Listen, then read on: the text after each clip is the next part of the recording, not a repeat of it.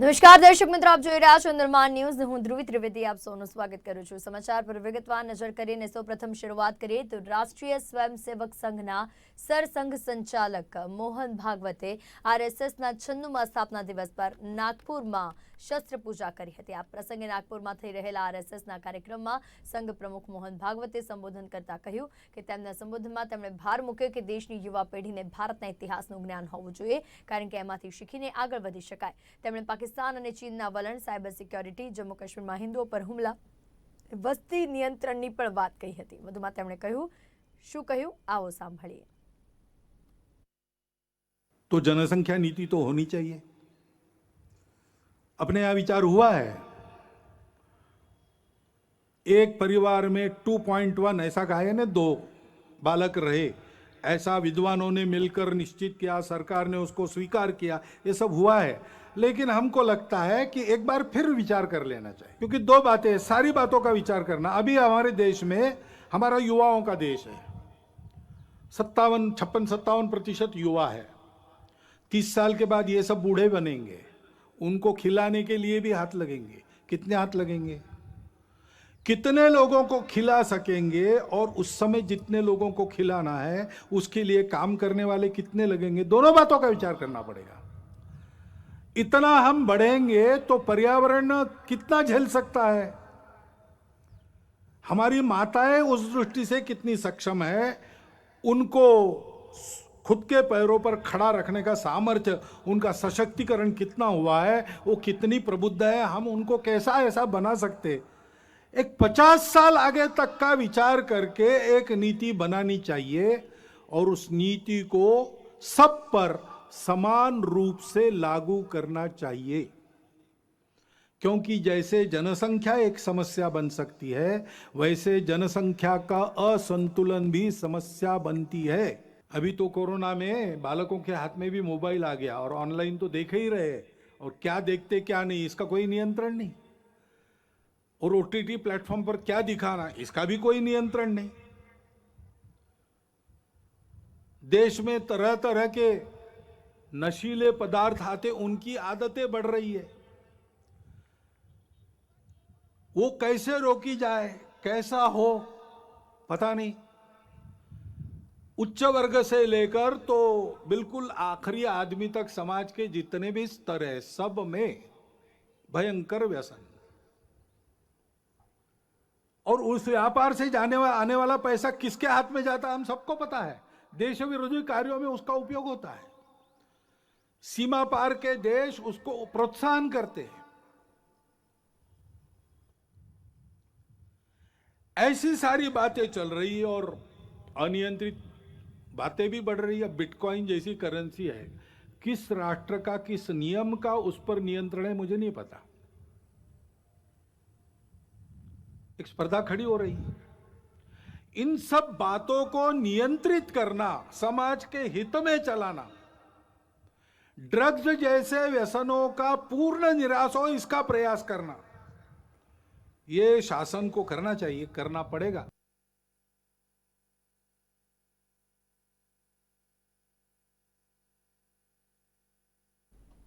તો મહત્વપૂર્ણ સમાચાર અત્યારે સામે આવી રહ્યા છે, જ્યાં વિસનગરના ઉદલપુર ગામ નજીકનો બનાવ જે છે પ્રકાશમાં આવ્યો છે. આપને જણાવીએ કે નર્સરીમાં યુવાનની હત્યા કરવામાં આવી છે.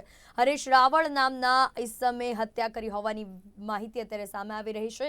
એવામાં વિપુલ રાવળને નર્સરીમાં બોલાવીને તેની હત્યા કરવામાં આવી છે. વાયરથી ગળું દબાવ્યું અને ત્યારબાદ છરીના ઘા ઝીકીને હત્યા કરવામાં આવી છે. તો વિસનગર તાલુકા પોલીસમાં હત્યાની ફરિયાદ પણ નોંધાવા પામી છે. તો અત્યારે જે સમાચાર સામે આવી રહ્યા છે, વિસનગરના ઉદલપુર ગામ નજીકનો આ બનાવ જે પ્રકાશમાં આવે છે. વધુ માહિતી સાથે અમારી સાથે મારા સંવાદદાતા મયુર રાવલ જોડાઈ ચુક્યા છે. મયુર, શું છે આ સમગ્ર બનાવની માહિતી? આ તાલુકાનું જે ઉદલપુર ગામમાં રહેતા બે મિત્રો જે છે તેમના વચ્ચેનો આ બનાવ બનેલો છે. અને તેમાં 2 દિવસ પહેલા જે વિપુલ રાવળ નામનો જે યુવાન જે છે એ ગુમ થયો હતો, ને ત્યારબાદ તેનો મૃતદેહ મળ્યો હતો.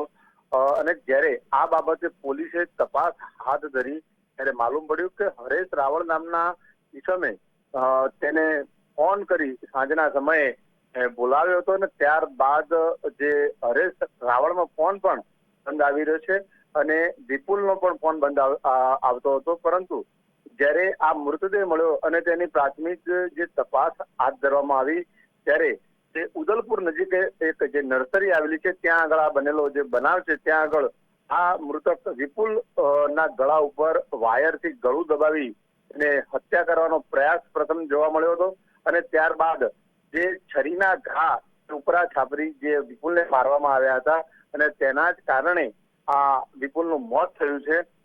આ જે પોલીસ તપાસમાં આ સંપૂર્ણ કહેવાય કે સાબિત થયું છે અને તેના પગલે ત્યારે પોલીસે તપાસ હાથ ધરી ત્યારે આ જે હરેશ રાવળ નામના જ ઈસમે એટલે કે એના જ મિત્રએ તેની હત્યા કરી હોવાનું પ્રાથમિક માલુમ પડતા તેના આધારે વિસનગર તાલુકા પોલીસે હરેશ રાવળ વિરુદ્ધ 302 એટલે કે હત્યાના ગુના મુજબ પોલીસ ફરિયાદ નોંધી છે અને હાલમાં જે હરેશ રાવળ જે છે તેની ધરપકડ કરવાના ચક્રો ગતિમાન કર્યા છે. તદુપરાંત હજુ સુધી કયા કારણોસર આ એક મિત્રએ બીજા મિત્રની હત્યા કરી તેનું હજી કોઈ ચોક્કસ કારણ જાણવા મળ્યું નથી. ચોક્કસ મયુર, તો હજી સુધી ચોક્કસ કારણ નથી જાણવા મળ્યું, પણ આ અંગે કઈ દિશામાં તપાસ હાથ ધરાઈ છે ને મૃતકના પરિવારજનો તરફથી કોઈ પ્રતિક્રિયા સામે આવી રહી છે અત્યારે? જી, અત્યારે જે પ્રમાણે આ હત્યાનો બનાવ જે વિસનગર તાલુકા પોલીસ સ્ટેશનમાં 2 દિવસ બાદ નોંધાયો છે ત્યારે આ હત્યારો જે હરેશ રાવળ જે તેનો મિત્ર જે છે તેની ધરપકડ થાય અને તેની પૂછપરછ કરવામાં આવે ત્યારબાદ જ કોઈ ચોક્કસ કારણ જાણવા મળી શકે એમ છે.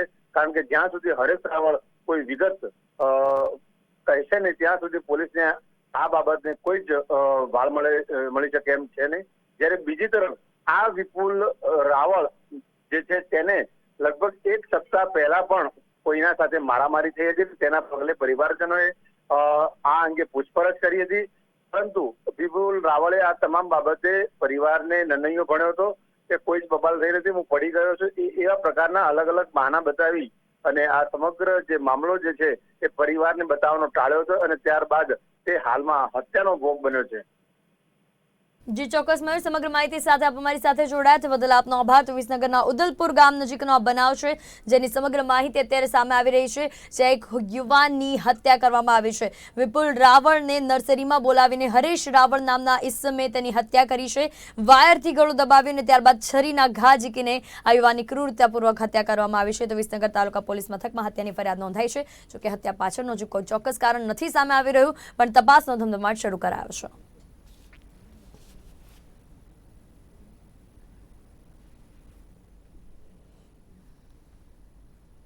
તો અન્ય મહત્વપૂર્ણ સમાચાર મહેસાણાથી જ સામે આવી રહ્યા છે, જ્યાં કૃષ્ણ શોપિંગ સેન્ટરનો આજે સમગ્ર બનાવ છે, જ્યાં રિદ્ધિ સિદ્ધિ કોઓપરેટિવ ક્રેડિટ સોસાયટીનો મામલો છે.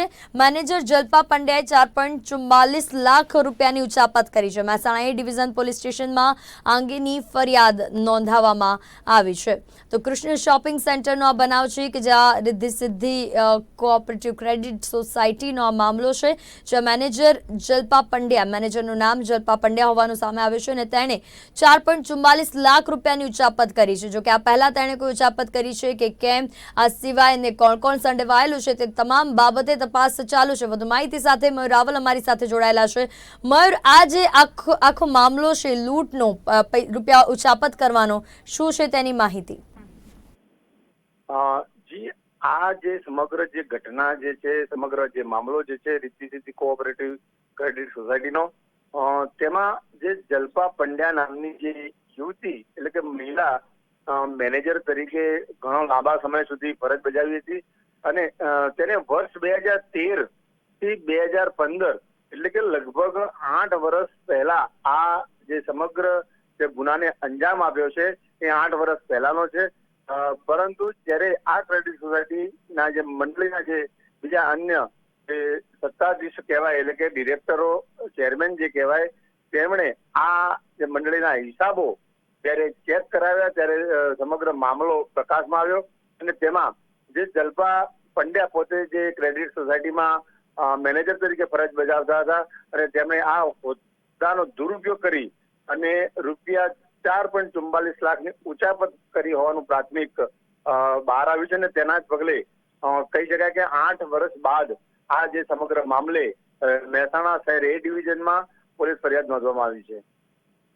ચોક્કસ મયુર, આજે સમગ્ર મામલો સામે આવે છે. જોકે આ પહેલા પણ આ જલ્પા નામના વ્યક્તિએ કોઈ ઉચાપત કરી છે, આવી રીતના કોઈ સાથે છેતરપિંડી, એવી કોઈ માહિતી અત્યારે સામે આવી રહી છે કે આ પહેલો જેવો મામલો છે?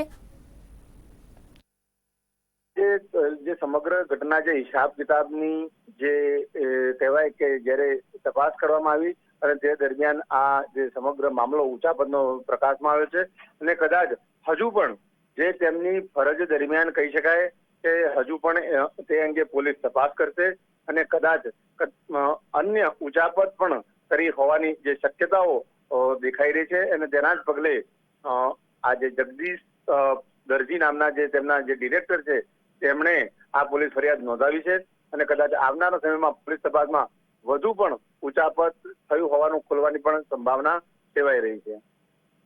ચોક્કસ મયુર, સમગ્ર માહિતી સાથે આપ અમારી સાથે જોડાયા તે બદલ આપનો આભાર. તો મહેસાણાનો આજે સમગ્ર મામલો સામે આવે છે, જ્યાં કૃષ્ણ શોપિંગ સેન્ટરનો બનાવ છે. રિદ્ધિ સિદ્ધિ કોઓપરેટિવ ક્રેડિટ સોસાયટીનો મામલો છે, જ્યાં મેનેજર જલ્પા પંડ્યાએ 4.44 લાખ રૂપિયાની ઉચાપત કરી છે. તો મહેસાણા ડિવિઝન પોલીસ સ્ટેશનમાં અંગેની ફરિયાદ નોંધવામાં આવી છે.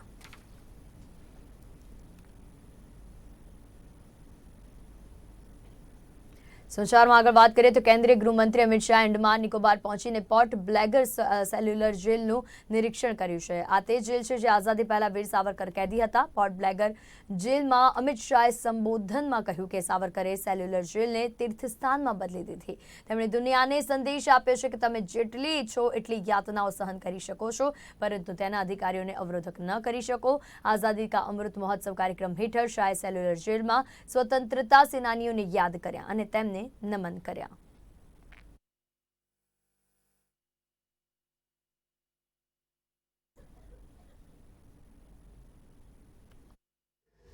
तीर्थ स्थान बनाने का काम सावरकर जी ने करा.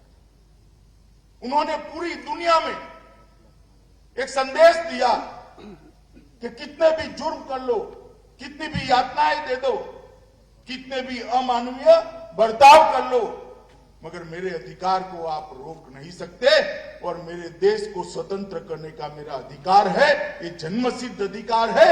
इसकी सिद्धि यहां वीर सावरकर ने करी. आज मैं उनको जहां रखा था वहां पर भी जाकर आया. इसके सामने ही फांसी घर, इसके सामने ही कोलू के अंदर बैल की जगह हमारे स्वतंत्र सेनानियों को छोड़कर तेल निकालने वाली स्थली भी उसके सामने. उसके सामने ही पूरी बेड़ियों की जंजीरों में रोककर बांधकर कोड़े से देने की सजा का स्थल भी. न जाने 10 साल के अंदर सावरकर जी ने कितने कितने अत्याचारों का यहां अनुभव किया होगा और 10 साल के अंदर सावरकर जी ने कितने फांसी पर चढ़ते हुए वीर स्वतंत्र सेनानियों का अंतर्नाद भी सुना और फिर भी दृढ़ता के साथ वीर सावरकर स्वतंत्रता संग्राम के जुड़े.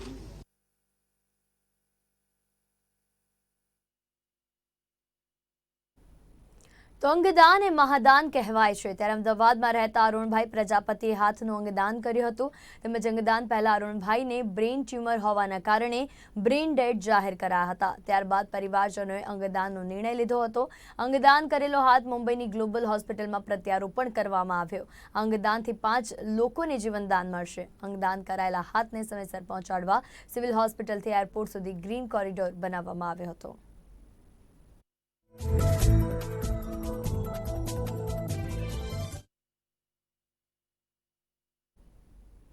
તો વિજયાદશમીના પ્રસંગે વડાપ્રધાન નરેન્દ્ર મોદીએ વિડીયો કોન્ફરન્સિંગના માધ્યમથી સુરતમાં પટેલ સમાજની હોસ્ટેલના ફેઝ 1નું ભૂમિપૂજન કર્યું. આ હોસ્ટેલનું નિર્માણ સૌરાષ્ટ્ર પટેલ સેવા સમાજ તરફથી કરવામાં આવશે.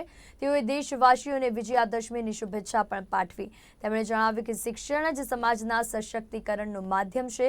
ઉપરાંત વડાપ્રધાન મોદીએ દીકરીઓના શિક્ષણ માટે ગુજરાતમાં અનેક પ્રયાસો થયા હોવાનો સંતોષ પણ વ્યક્ત કર્યો હતો. આ કાર્યક્રમમાં મુખ્યપ્રધાન ભૂપેન્દ્ર પટેલ, પ્રદેશ ભાજપ પ્રમુખ સી આર પાટીલ, પાટીદાર ધારાસભ્યો, સાંસદ, મંત્રી સહિતના નેતાઓ હાજર રહ્યા હતા.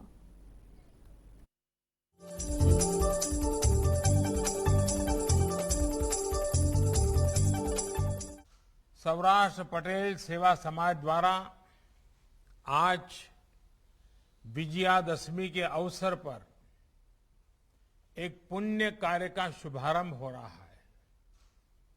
मैं आप सभी को और पूरे देश को विजयादशमी की हार्दिक बधाई देता हूं।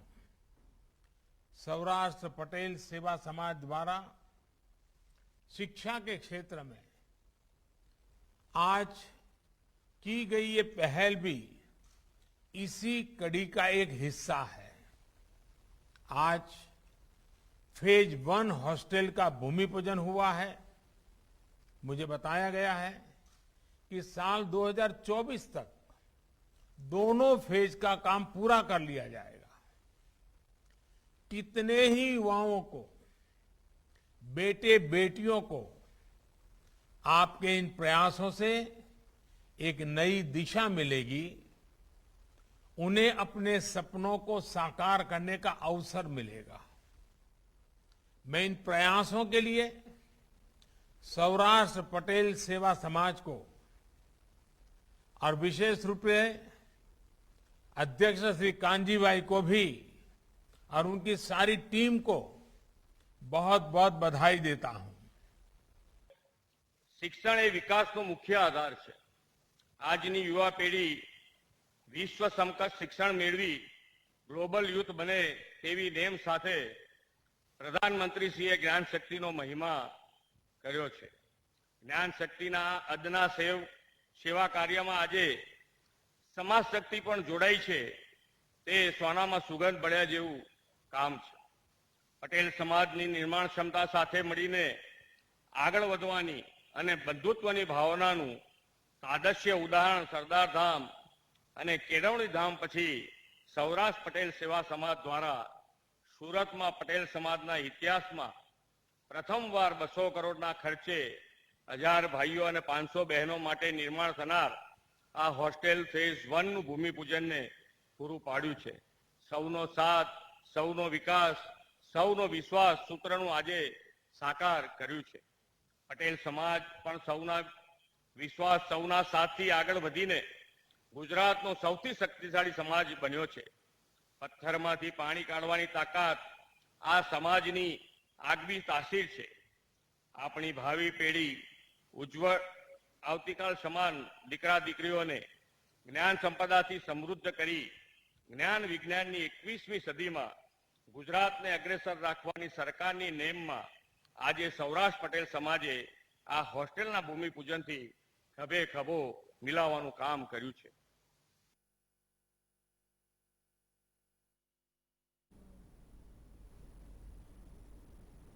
તો કચ્છના રાપર તાલુકાના મોરા ગામના 70 વર્ષના વૃદ્ધાને ત્યાં લગ્નના 45 વર્ષ પછી પારણું બંધાયું છે। વૃદ્ધાએ ભુજની ખાનગી હોસ્પિટલમાં બાળકને જન્મ આપ્યો છે। દંપતીને ત્યાં લગ્નના 45 વર્ષે વૈજ્ઞાનિક ટેકનોલોજીથી પારણું બંધાયું છે, જેમાં એક 70 વર્ષની મહિલાએ બાળકને જન્મ આપ્યો છે, જેથી રબારી સમાજમાં ખુશી વ્યાપી ગઈ છે। ત્યારે આજના વૈજ્ઞાનિક ટેકનોલોજીના યુગમાં નિસંતાન દંપતી માટે હવે નિરાશ થવાની જરૂર નથી। કચ્છના ભુજની એક ખાનગી ગાયનેક હોસ્પિટલમાં એક 70 વર્ષની મહિલા જીવુબેન રબારી અને 75 વર્ષના તેમના પતિ વાલાભાઈ રબારીના લગ્નને 45 વર્ષથી વધુ સમય વીતી જતા બધી રીતે સુખી હતા, પણ તેમના લગ્ન જીવનમાં શેર માટીની ખોટ હતી કે તેમના ઘરમાં કોઈ સંતાન ન હતું, જેથી તેઓ છેલ્લા 4 દાયકાથી રાહ જોઈ રહ્યા હતા। ભગવાન એક દિવસ આશા પૂરી કરશે તેવો તેમણે વિશ્વાસ પણ વ્યક્ત કર્યો હતો। લગ્ન જીવનના 4 દાયકા વીત્યા પછી પણ અંતે આ દંપતીએ ભુજની એક ખાનગી હોસ્પિટલનો સંપર્ક કર્યો હતો અને મોટી ઉંમર થઈ જતા આ દંપતીને હવે બાળક રહેવું શક્ય ન હોવાની તબીબે સલાહ પણ આપી હતી, પણ આ અભણ દંપતી હિંમત હાર્યા વગર ડોક્ટર અને ભગવાન ઉપર પૂરો ભરોસો રાખીને વૈજ્ઞાનિક ટેકનોલોજી એવા ટેસ્ટ ટ્યુબનો સહારો લીધો હતો।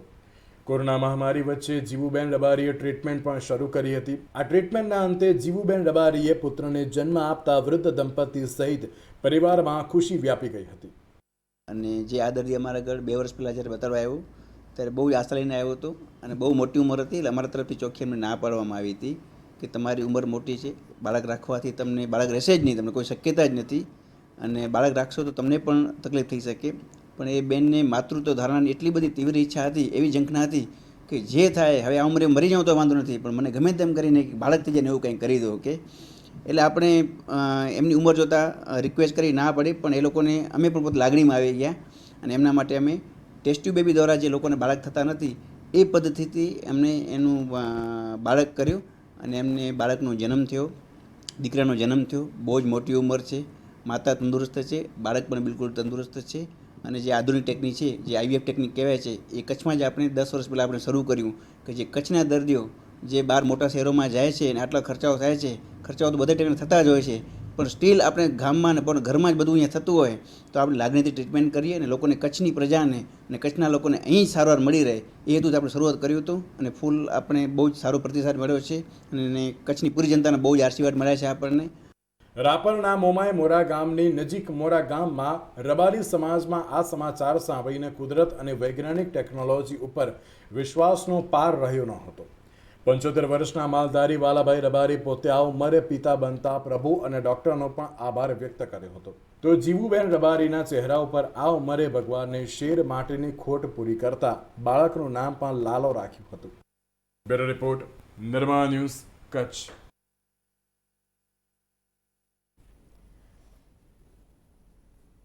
સમાચારમાં આગળ વાત કરીએ તો અન્ય મહત્વપૂર્ણ સમાચાર સામે આવી રહ્યા છે કે તહેવારો પત્તા ફરી એકવાર પેટ્રોલ ડીઝલના ભાવમાં વધારો થયો છે. પેટ્રોલમાં 35 પૈસાનો ભાવ વધારો, જ્યારે ડીઝલમાં 38 પૈસાનો ભાવ વધારો થયો છે. પેટ્રોલ બાદ ડીઝલના ભાવમાં પણ સતત વધારો થયો છે. ડીઝલના ભાવ ₹102 પ્રતિ લીટરને પાર પહોંચ્યા છે, જ્યારે પેટ્રોલના ભાવ ₹103 પ્રતિ લીટરની આસપાસ પહોંચ્યા છે. ચાલુ માસે આ મહિને 13મી વાર પેટ્રોલ ડીઝલના ભાવમાં વધારો થયો છે. સતત પેટ્રોલ ડીઝલના ભાવ વધારા સામે લોકોનો આક્રોશ પણ જોવા મળી રહ્યો છે. સિવાય ખાસ કરીને જો વાત કરીએ તો પેટ્રોલ ડીઝલના વધતા ભાવોના કારણે લોકોના બજેટ પર પણ સીધી અસર પડી રહી છે. તો માત્ર જો આ મહિનાની જ વાત કરીએ તો આ મહિનામાં ચાલુ માસે 13મી વાર પેટ્રોલ ડીઝલના ભાવમાં વધારો થયો છે. પેટ્રોલ ડીઝલના ભાવમાં ફરી એકવાર ભડકો જોવા મળી રહ્યો છે. પેટ્રોલમાં આજે 35 પૈસાનો ભાવ વધારો, જ્યારે ડીઝલની જો વાત કરીએ તો ડીઝલના ભાવમાં 38 પૈસાનો ભાવ વધારો થયો છે. તો પેટ્રોલ બાદ ડીઝલના ભાવમાં પણ સતત વધારો થઈ રહ્યો છે. ડીઝલના ભાવ ₹102 પ્રતિ લીટરે પહોંચ્યા છે. વધુ માહિતી સાથે મારી સાથે મારા સંવાદદાતા બ્રિજેશ દવે ફોન લાઈન પર જોડાઈ ચૂક્યા છે. બ્રિજેશ, ફરી એકવાર પેટ્રોલ ડીઝલના ભાવમાં ભડકો.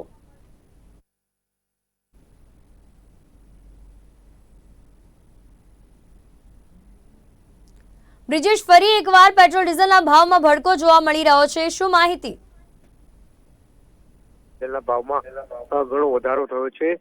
છેલ્લા 15 દિવસમાં લગભગ 12 થી 13 વાર એટલો એ કહી શકાય કે 5 પૈસા 10 પૈસા અને ગઈકાલે 35 પૈસા જેટલો વધારો છે તે થયો છે. અમદાવાદની જો વાત કરીએ તો અમદાવાદમાં પેટ્રોલનો જે ભાવ છે 102 ને પાર કરી ગયો છે. તો કહી શકાય કે જે પ્રમાણે પેટ્રોલ અને ડીઝલના ભાવ ધીરે ધીરે વધતા જાય છે, જેને લઈને લોકો જે છે તે ત્રાહિમામ પુકારી ગયા છે. સામાન્ય રીતે પેટ્રોલ તેમજ ડીઝલના ભાવમાં વધારો જે કહી શકાય, ક્રૂડ ઓઇલનો ભાવ ઘટતો હતો તો પેટ્રોલ તેમજ ડીઝલના ભાવમાં ઘટાડો જોવા મળતો હતો.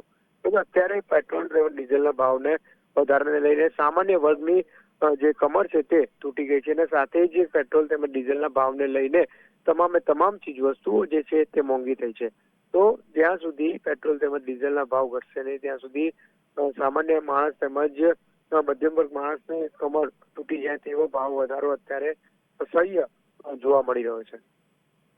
ચોક્કસ મહત્વનું છે બ્રિજેશ કે આ માસની ચાલુ માસની અંદર 13મી વાર પેટ્રોલ ડીઝલના ભાવમાં ભડકો જોવા મળી રહ્યો છે. તહેવારોની સિઝન, નવરાત્રી પૂરી થઈ છે અને હવે દિવાળીની તૈયારીઓના ધમધમાટ વચ્ચે આ ભાવ વધારોના કારણે દરેક વસ્તુ પર તેની સીધી ને આડકતરી રીતે અસર થવાની છે. તો પ્રજા શું કહી રહી છે આ ભાવ વધારા પર? જે પ્રમાણે લોકો ત્રાહિમામ તો પુકારી જ ગયા છે, પરંતુ કેટલીક પ્રજા હજુ પણ મીડિયા સમક્ષ બોલવા તૈયાર નથી. પરંતુ અત્યારે જે પ્રમાણે પેટ્રોલ તેમજ ડીઝલના ભાવમાં વધારો જોવા મળ્યો છે જોવાઈ રહ્યો છે, એને લઈને સીધી રીતે જે ટ્રાન્સપોર્ટેશનમાં થતી અવર જવર અને ખાસ કરીને અલગ અલગ જગ્યાએ ટ્રાન્સપોર્ટમાં શાકભાજી હોય કે પછી જીવન જરૂરિયાતની ચીજવસ્તુઓ હોય કે પછી અલગ અલગ વસ્તુઓ હોય તે સીધી રીતે જે કહી શકાય કે મોંઘી થાય તેવી ચોક્કસ શક્યતા છે. અત્યારે પણ પેટ્રોલ ડીઝલના ભાવને લઈને વાત કરીએ તો દૂધના ભાવમાં પણ વધારો જોવા મળ્યો છે. લીટરના જે દૂધ છે, સામાન્ય જે દૂધ જે છે મિનિમમ તે 50-55 રૂપિયાનું લીટર જે દૂધ છે તે થઈ ગયું છે. તો કહી શકાય પેટ્રોલ ડીઝલના ભાવને લઈને શાકભાજીના ભાવમાં પણ વધારો થશે અને સાથે જ જો પેટ્રોલ તેમજ ડીઝલના ભાવ ઘટશે નહીં તો તમામ જે ચીજ વસ્તુઓ છે તેના ભાવમાં વધારો થશે. બ્રિજેશ, આગામી દિવસોમાં જે મેં પહેલા પણ કહ્યું કે દિવાળીના તહેવાર આવી રહ્યા છે, શું આગામી દિવસોમાં આ ભાવ વધારો યથાવત રહેશે કે એમાં થોડી રાહત મળી શકે છે પ્રજાને દિવાળીના સમયમાં? પ્રજા તો જે કહી શકાય કે તમામ સરકાર સામે માંગ કરી રહી છે કે કારણ કે પેટ્રોલ તેમજ ડીઝલના ભાવ વધતા જાય છે, જેને લઈને જીવન જરૂરિયાતની ચીજવસ્તુઓ મોંઘી થતી જાય છે. પ્રજા તો કહી જ રહી છે કે પેટ્રોલ તેમજ ડીઝલના ભાવમાં ઘટાડો થાય. સાથે જ કોંગ્રેસ પક્ષ દ્વારા પણ અલગ અલગ જગ્યાએ કાર્યક્રમો કરવામાં આવતા હોય છે, પરંતુ સરકારના પેટનું પાણી હલતું નથી, જેને લઈને પેટ્રોલ તેમજ ડીઝલના ભાવમાં દિવસે ને દિવસે વધારો થતો જાય છે. તો આ વધારો ઘટાડવા માટે પણ ક્યાંક ને ક્યાંક સરકારને પ્રજા કહી રહી છે. સાથે જ આગામી દિવસોમાં જ્યારે નવરાત્રી હમણાં જ પૂર્ણ થઈ છે અને સાથે દિવાળી નજીક આવી રહી છે, પેટ્રોલ તેમજ ડીઝલના ભાવમાં જો ઘટાડો નહીં કરવામાં આવે તો લોકો પણ જે કહી શકાય કે ત્રાહિમામ પુકારી ગયા છે. 2022ની ગુજરાતમાં પણ વાત કરીએ તો ચૂંટણી આવી રહી છે, તો તેને જોતા લાગી રહ્યું છે કે પેટ્રોલ તેમજ ડીઝલના ભાવમાં આંશિક રાહત મળે. બ્રિજેશ, સમગ્ર માહિતી સાથે તે બદલ આપનો આભાર. તો પેટ્રોલ ડીઝલના ભાવમાં ફરી એકવાર ભડકો જોવા મળે છે. ચાલુ માસે 13મી વાર પેટ્રોલ ડીઝલના ભાવ વધ્યા છે. આપને જણાવ્યું કે પેટ્રોલમાં આજે 35 પૈસા જ્યારે ડીઝલમાં 38 પૈસાનો ભાવ વધારો ઝીકાયો છે. પેટ્રોલનો હાલનો ભાવ 103 રૂપિયા પ્રતિ લીટરની આસપાસ, ડીઝલનો 102 રૂપિયા પ્રતિ લીટરની આસપાસ પહોંચ્યો છે. આગામી દિવસોમાં આ ભાવ વધારો ક્યાં લઈને જાય છે તે જોવું રહ્યું.